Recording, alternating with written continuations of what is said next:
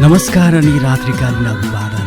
तपाईँ यतिखेर सुन्दै हुनुहुन्छ 93.6 मेगाहर्जमा पाथिभरा एफएम अनि रात्रिकालीन समयको कार्यक्रम जिन्दगीका पानाहरूको साथमा आज पनि हाजिर भए म कार्यक्रम सञ्चालक देव। तपाईँले यो कार्यक्रम पाथिभरा एफएम 93.6 मेगाहर्जमा प्रत्येक बिहिबार राति 9:15 देखि 10 बजेसम्म सुन्न सक्नुहुनेछ। हामी तपाईँकै जिन्दगीका भोगाइका कथाहरू लिएर आउने गर्छौँ। कार्यक्रममा जिन्दगीको यात्रामा हिँड्दै गर्दा उकाली ओह्राली गर्दै गर्दा तपाईँले नै भोग्नुभएका सुख दुःखका कथाहरू हामी तपाईँ समक्ष प्रस्तुत गर्ने गर्छौँ। आजको कार्यक्रम जिन्दगीका पानाहरूमा मैले एउटा कथा लिएर आएको छु। प्रेमको अङ्कुरण शीर्षकको कथा आज म तपाईँलाई सुनाउँछु। सुलोचना तिमल सिन्हाले लेख्नुभएको कथा रहेको छ। कथा यसरी अगाडि बढ्छ। यादको लहरी बनेर तिम्रो सम्झनामा आइरहँदा फेसबुक पल्टाउँछु। तिमीले केही नलेखी डट दिँदा त्यो आशाको झिल्को पर्दाभास हुन्छ र तिम्रो उत्तरको प्रतीक्षारत रहन्छु। तिमी डट लेखी अड्किरहन्छौ अनि म अन्यलतामा तडपिरहन्छु। म तिमीलाई लेख्न चाहन्छु मेरो मुटुको धड्कन। तिमी डटमा सीमित हुँदा के लेख्ने भनेर काफेको मेरो हात, तर म ती साप लेख्न नसकी धेरै बेरको तिम्रो प्रतीक्षापछि बल्ल सोध्छु के छ तिम्रो खबर। तिम्रो साहित्यिक भाव मिश्रित उत्तरमा म तिम्रो सन्चो बिसन्चो खोजिरहन्छु। तिमी कुन अवस्थामा छौ भने अलमलमा परिरहन्छु। जब तिमी मेरो नाम भ्यान्डोल भनी लिन्छौ, मैले सोधेको प्रश्नको उत्तर पाए चाहिँ लाग्छ मलाई अनि म रमाउँछु।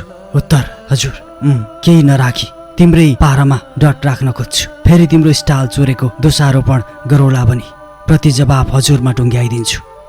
मैले तिमीलाई अस्ति राखेको प्रपोजको उत्तर पाउने बेचैनमा छु म। उत्तरको आभासमा तिम्रो एक मेसेज केलाइरहन्छु। तिमी भने मौन छौ, बस मौन। मानौ तिमीलाई मेरो प्रश्नले केही असर पारेकै छैन। मानौ तिमीले मेरो प्रश्न पाएकै छैनौ अनि मसँग फटाफट च्याट गरिरहन्छौ। म तिमीलाई त्यही प्रश्न बारम्बार सोध्न चाहन्छु, तिमीलाई याद दिलाउन चाहन्छु। फेरि तिम्रो मौनताको आधार गर्नुपर्छ भन्दै आफू तडपिँदै तिमीलाई चयन मिलोस् भनी गम खान्छु। मलाई थाहा छ तिमी स्वतन्त्रताको इतिहास कोर्न चाहन्छौ। तिमीले पाएको धोकाको कहानीलाई निमिट्यान्न पार्न एक्लो जीवन शान्त र स्वतन्त्र हुन्छ भनी विश्वास गर्न चाहन्छौ। बेला बेला तिमीलाई सताउने यादहरूलाई भुलाउन एक्लो जीवन ठिक भनी आफूलाई सम्हाल्छौ। उदासीन र धोकामा अल्झिएका सम्झनाहरूले गर्दा तिमीले अरूलाई विश्वास गर्न छोड्नु स्वाभाविक हो। तर प्यारे, म तिमीलाई ग्यारेन्टी दिन सक्छु सबै केटा उस्तै हुँदैनन्। आऊ विश्वास गर्न सिक। मानिसले एक अर्कालाई धोका दिइरहन्छन्, उसै गरेर विश्वास पनि गरिरहन्छन्। म तिम्रो विश्वासको पात्र बन्न चाहन्छु। तिमीले हिजोका दिनमा भोगेका ती बिछोडका पीडाहरूलाई मलमपट्टी लगाउन चाहन्छु। म तिम्रो मनमा मायाको आभास जगाउन चाहन्छु। संसारभरिको माया तिमीलाई दिन चाहन्छु। तिमीसँग बसेर तिम्रो कहानी सुन्दै केलाउँदै जीवनयापन गर्न चाहन्छु। उसो त मैले तिमीलाई धेरै पटक भेटेको पनि छैन। फेसबुकमा तिमी भेटिँदा राहतको श्वास फेर्छु। मनले मन नपराएको तिम्रो कलेजको भिड र कसैसँगको बाटोमा आजकल प्रेमिल आँखा लगाएर हेर्छु। बाटो पर्दा बाइक रोकेर हेर्छु र खुसी अनुभूत गर्छु, किनकि तिमी यही कलेजमा पढ्छौ भनेर। जीवनमा पर्खाइ सबैभन्दा गाह्रो रहेछ। पर्खिँदाको पीडा पर्खिने मान्छेहरूलाई सायद थाहा छ होला। एक सेकेन्डको समय पनि कति लामो हुँदो रहेछ। भनौँ घन्टौँ दिनौँ पर्खिनु पर्यो भने त त्योभन्दा गाह्रो कुरो त संसारमा केही पनि हुन्न भन्ने आभास हुँदो रहेछ। भावनाहरू चलखेल गरिरहन्छन्। कहिले साथीहरूलाई आफ्नो भावना बोक्छु, उनीहरूलाई आफ्नै कहानी हास्यास्पद बनाएर सुनाउँछु। उनीहरू हाँस्छन्, म पनि हाँस्छु। कहिले बाबालाई गएर सोध्छु एउटा केटी मन परेको छ, के गर्नु भनेर। अनि तिम्रो जस्तै बाबाको पनि मौनता भेट्छु। कुनै उत्तर पाउँदिन, बस चुपचाप।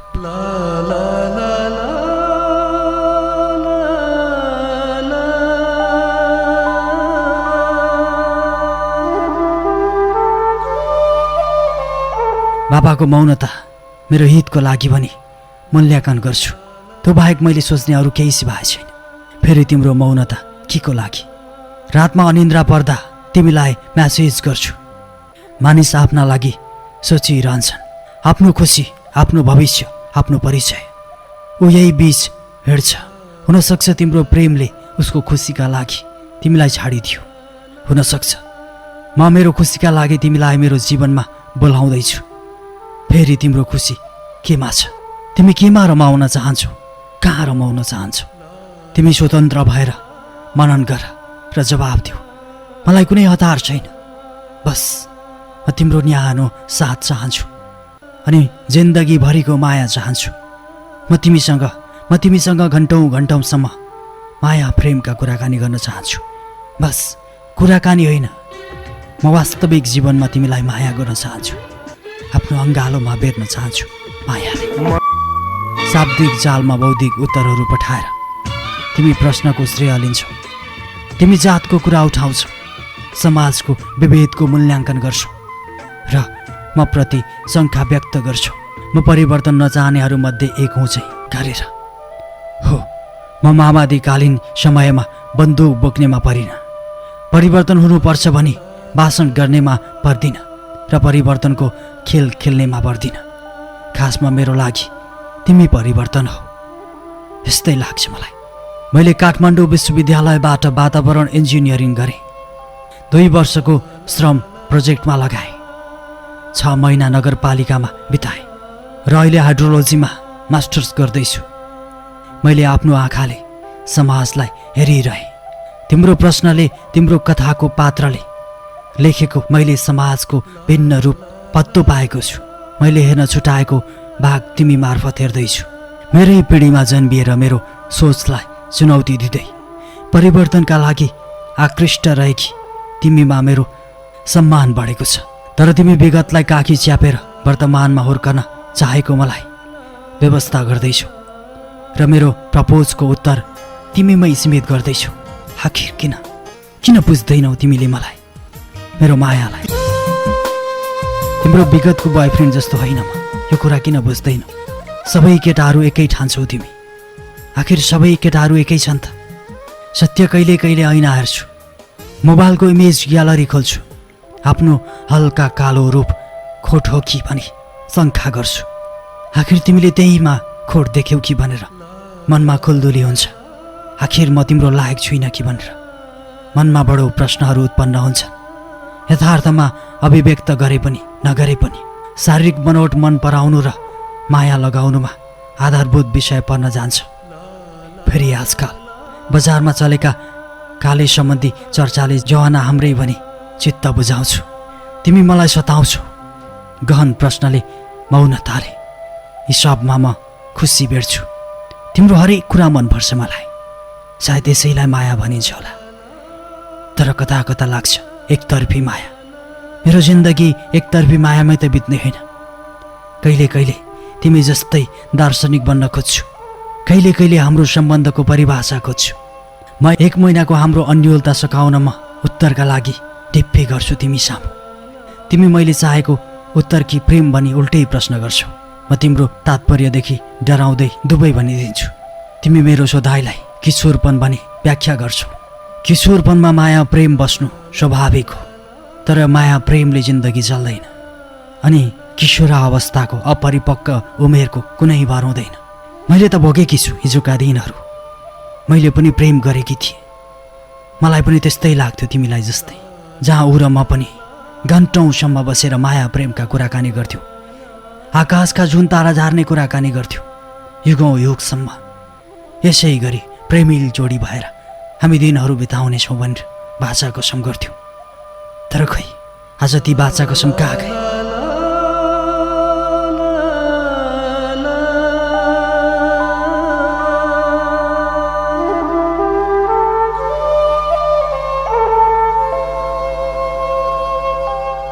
तिमी फेरि शङ्का मिश्रित प्रश्नहरू सोध्छौ। मानिसको व्यवहारमा बालापन र प्रेममा किशोरापन रहिरहनुपर्छ भने आफ्नो बचाउ गर्छु। तिमीले गरेका प्रश्नहरूको मसँग उत्तर छैन। आखिर तिमी हिजोकै दिनलाई हेर्छौ भने, हिजोको तिम्रो असफल प्रेमलाई मात्रै आधार मान्छौ भने के माया भन्ने चिज यो संसारमा छैन त? पवित्र माया गर्ने जोडीहरू कहिल्यै सफल भएका छैनन् त? यस्तै प्रश्नहरू फेरि तिमीलाई म तिर्स्याउँछु। हाम्रो अन्तर्क्रिया लम्बिन्छ, निर्ख्योल फेरि उस्तै अन्योलतामै सिद्धिन्छ। हुनसक्छ तिमी दोधारमा छौ, हुनसक्छ तिम्रो आफ्नो स्वतन्त्रतालाई ढाल बनाएर तिम्रो कहानीमा मलाई किनारा लगाउन चाहन्छौ। हुनसक्छ तिमी पनि मलाई माया गर्छौ, हुन जे पनि सक्छ, किनकि तिमीले स्पष्टीकरण दिएकी छैनौ। आकाङ्क्षाको त्यान्द्रो त्यही छलफलबाट टुङ्गिएको भनी एकातर्फ निर्णय लिन्छु। तिम्रो बारम्बारको कम मेसेज, रिस, पीडा, मिसिएका भावहरू पठाउँछु। आश्रय नपाएको भावनाहरू बिलाएर जान्छन्। त्यसैले भावनाको कदर गर्नुपर्छ। प्रेम अङ्कुरणको मरण अनादरबाट मात्र होइन, व्यवस्थाबाट पनि हुन्छ। तिमी सुनिरहन्छौ। जसरी तिमीले मैले तिमीलाई मन पराएको कुरा सुनाउँदा सुनेकी थियौ। तिमीलाई लगातार व्यङ्ग गरेपछि मेरो रिस शान्त हुन्छ, पीडा कम हुन्छ।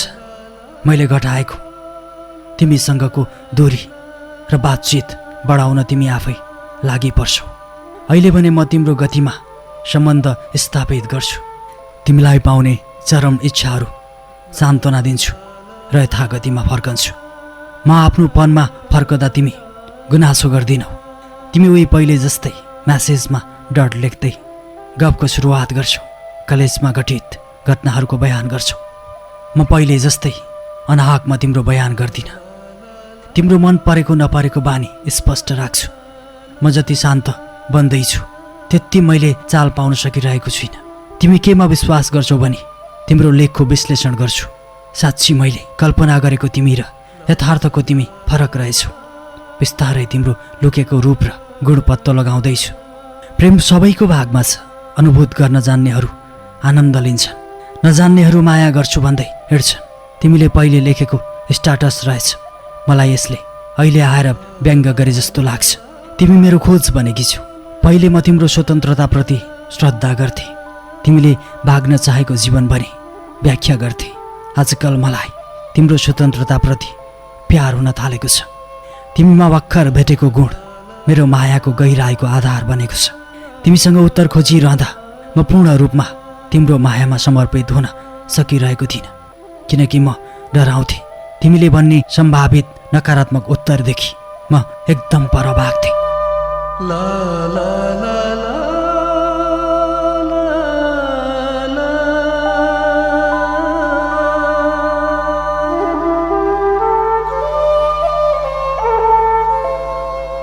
त्यसैले आफू सुरक्षित स्थानमा रहनुपर्छ भने तिमीलाई प्रश्न गरिरहन्थे। प्रश्नहरू मौनतामा बदलिँदा दोषारोपण तिमीलाई लगाउँथे। तिमी एक्लै घुम्न जान्छौ। प्रकृतिसँगको तिम्रो सन्धिया मानिसहरूको निकटतम छ जस्तो लाग्छ। तिमी आफ्नो जीवनमा रमाउँछौ अनि म तिमीलाई हेरेर रमाउँदैछु। तिमीलाई पाउन गरेको मेरो खोजमा मैले आफ्नो स्पष्ट भावना भेट्दैछु र मेरो फरक बाटो देख्दैछु। बिहान उठ्दा देख्ने सूर्यको चमक बढेको पाउँछु। दिनमा पट्यार लाग्दो अफिसमा रमाउन खोज्छु र मसँग भएका फुर्सद बेलुकाको कलेजमा रमाउँछु, किनकि म आजकल प्रेममा परेको छु। हो, प्रेमको आभास गर्न थालेको छु। तिमीलाई मैले विश्वास गर्न थालेको छु। तिम्रा हरेक क्रियाकलापहरू र प्रतिक्रियाहरू अर्थ बुझ्न थालेको छु। तिमी भाग्न चाहेको जीवनको बाटो मैले नजरअन्दाज गर्न भ्याएको छु। हे प्रिय, पाउँदै नपाएको मलाई गुमाउँछु भने किन डराउँछौ? किन मलाई तिम्रो पहिलेको प्रेमसँग दाजिरहन्छौ? म तिम्रो मायाको गहिराईमा छु। म तिम्रो मायाको खोजीमा छु। म भरपूर तिम्रै लागि पर्खिरहन्छु। मेरो जीवन रङ्गीन चल्दैछ। मेरो प्रेमको अङ्कुरण मौलाउन खोज्दैछ। आऊ प्रिय, जीवन कठिन छ, त्यसैले सँगै यात्रा गरौँ। विश्वास, समर्पण र प्रेमको यात्रा गरौँ। मेरो प्रेमको अङ्कुरण नमरोस् भन्ने चाहन्छु। तर तिमी खुसी छैनौ भने यो कुरालाई यहीँ छोड्न पनि तयार छु। बस तिम्रो खुसीको लागि। तिमी मलाई चाहदिनौ भने यो कुरालाई यहीँ अन्त्य गरिदिन्छु। मेरो एकतर्फी मायालाई तिलाञ्जली दिन तयार छु, तिम्रो मायाको खातिर।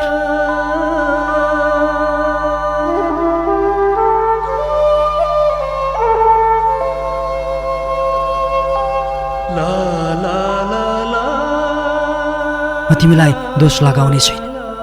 मलाई अपनाइनौ भनेर, मलाई माया गरिनौ भनेर म कहिल्यै पश्चाताप गर्ने छैन। त्यसैले तिमी निर्क्योल गर। तिम्रो रोजाइ मेरो सहमति हुनेछ। आयौ भने साथमा यात्रा गरौँला, सँगै रमाउला, सँगै हाँसौँला, सँगसँगै रमाउला। आइनौ भने फेरि मायाको खोजीमा हिँडौँला। अनि के तिमीले निर्क्योल गर्यौ त? के मेरो मायाको अङ्कुरणले ठाउँ पायो त? बस यही कुराको उत्तरको खोजीमा छु म। हो, यही कुराको खोजीको उत्तरमा छु म।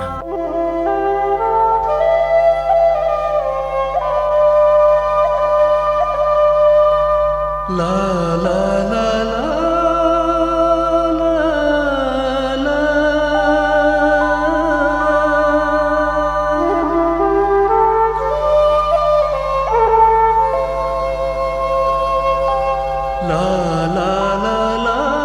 आजको कार्यक्रम जिन्दगीका पानाहरूमा मैले सुलोचना तिमल सिन्हाले लेख्नु भएको प्रेमको अङ्कुरण शीर्षकको कथा तपाईँलाई सुनाए। आजको कार्यक्रम तपाईँलाई कस्तो लाग्यो? सल्लाह सुझाव र प्रतिक्रिया दिन नभुल्नुहोला। हामी तपाईँका सल्लाह सुझावलाई मध्यनजर राख्नेछौँ र आउँदा कार्यक्रमहरूमा अझै परिष्कृत परिमार्जित ढङ्गले प्रस्तुत हुने प्रयास पनि गर्नेछौँ। साथसाथमा तपाईँका पनि जिन्दगीका भगाएका कथाहरू छन्, दुःख सुखका कथाहरू छन्। जिन्दगीको यात्रामा हिँड्दै गर्दा पक्कै तपाईँको जिन्दगीमा पनि सुख दुःखका घटनाहरू घटेका छन्। यदि छन् भने लेखी पठाउनुहोस्। हामी तपाईँका कथाहरूलाई कार्यक्रममा प्रस्तुत गर्नेछौँ। पत्रचार गर्ने ठेगाना कार्यक्रम जिन्दगीका पानाहरू, पाथिभरा FM 93.6 मेगाहर्ज, दमकनौ, झापा। यो ठेगानामा तपाईँले पत्रचार गर्न सक्नुहुनेछ। साथसाथमा तपाईँले मलाई फेसबुकमा पनि पाउनुहुनेछ। देवतिम सिन्हा सर्च गर्नुहोस्, पक्कै पनि तपाईँले मलाई भेट्नुहुन्छ। फेसबुकमा पनि तपाईँले मलाई सल्लाह सुझावको साथमा आफ्नो जिन्दगीका भोगाएका कथाहरू पठाउन सक्नुहुनेछ। अब त छुट्ने समय भयो। कार्यक्रम सुन्नुभयो, खुसी लाग्यो। तपाईँ श्रोतालाई धेरै धेरै धन्यवाद छ। अनि प्रविधिमा रहेर साथ दिने प्राविधिक मित्रहरूलाई पनि धेरै धेरै धन्यवाद दिँदै यो बसाइबाट भने देवले बिदा माग्छु। तपाईँको बाँकी पल शुभसँग बितोस्। हस्त, शुभरात्रि।